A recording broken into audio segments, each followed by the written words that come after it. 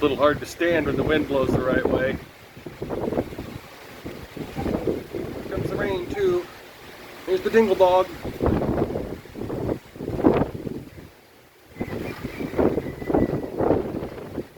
Palm tree struggling.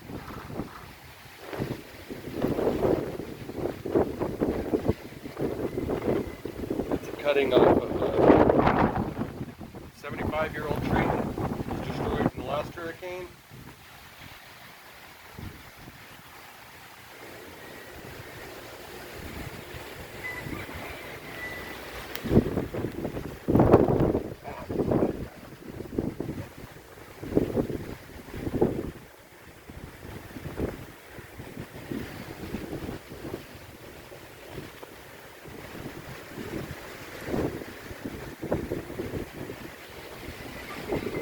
That's what it's like here in St. Croix today.